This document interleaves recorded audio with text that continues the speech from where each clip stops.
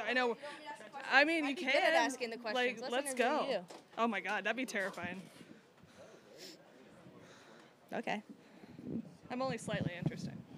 Not nearly as interesting. Come on now. Yeah, you are. Oh, come on. You said a tea, by the way. I was like, she means a beer. No, like, tea. Do you tea? Yeah. Yeah, tea girl. I'm a tea girl. I was going to go for like a London fog or something. Oh, it's too late for a coffee. Yeah. Oh, London I'll be wired for way too long. Perfect. Yeah. All right, here with Ryann O'Toole. What a start to the week here in Arkansas. 7 under. 6 birdies in the row on the front 9 alone. Walk me through what was going through your mind during that stretch. To be honest, it was one of those you just start laughing. You know, as the 5th one poured in and then the 6th one poured in, I'm like, okay, like I'm just gonna keep going. I mean, I gave myself an opportunity on 8. You know, I birdied 10. 11, I got on the wrong spot, so that was just a little bit of a sacrifice. 12 birdied, 13 opportunity missed, 14 missed. I mean, there's just so many opportunities out there today. So to be honest, those 6 birdies in a row, I just was taking them as they came. You know, I felt like the putts weren't anything crazy. They were pretty simple, like straight, inside right edge, like left edge. They were, you know, so I just kept it rolling. I feel like I don't feel like you have been playing really solidly this season and had some of these low rounds. Has your putting been what's been holding you back a little bit? Well, you know, I complained like last year at the end of the year going, oh, my putting, you know, has been, you know, I want it better. And, you know, Jorge's like looking at stats going, your putting is your best stat out of everything. And I'm like, well, it doesn't feel that way.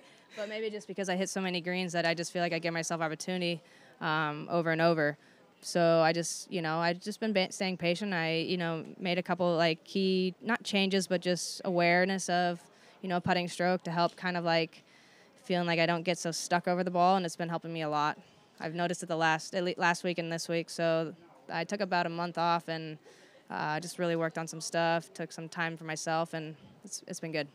How much did that time off? I mean, it seems like it's paid off pretty well. I mean, I feel like a lot of younger players will just continue to play. Is it something that you've learned to do? Like, hey, I need to just take a few weeks, get reset, and then head into the rest of the season? Sometimes. It just depends on where you're at in life, you know. So, you know, if sometimes you're just at a point where, hey, you know, I got some personal stuff going on. I need to just take some me time. I need to sort the brain out. Like, it's hard to come out here and perform, especially if your mind's elsewhere and whatnot. So I was, you know, curious how that was going to be. I don't like to usually take that many tournaments off, but sometimes it's good. And I guess it's showing itself now that it was important.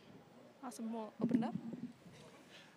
The putt on 10 looked like it broke about 6 feet. You poured it in like it was a tap in. I mean, everything has been the right speed. Was that what you've been working on? I just think keeping the, you know, I've been really working on keeping the putter low on the backstroke. I tend to get stuck over it, so then I pick it up, and then it's like I kind of like drop it on it, and so the ball comes out a little squirty. It doesn't come out consistent. So, you know, really just being my focus of keeping it really low on the backstroke has helped me a lot. It helped me from not getting so stuck and like sitting over the putt very longer. Like, I definitely have noticed that in watching coverage, like, okay, let's hit the butt.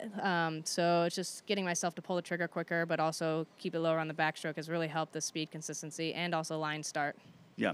And this is an event that has historically had low scores. Yeah. How do you keep the pedal down for the next 36? You know, it's hard. You got to really stay in the moment. I mean, making 6 birdies in a row and it's going, okay, this, you know, could be a really low round. But you also know, like, golf is one of those things, like, you can catch fire here or there. You can have a slow start and then just turn it on the backside. So I just wanted to make sure that I just kind of kept consistency and took them as they came.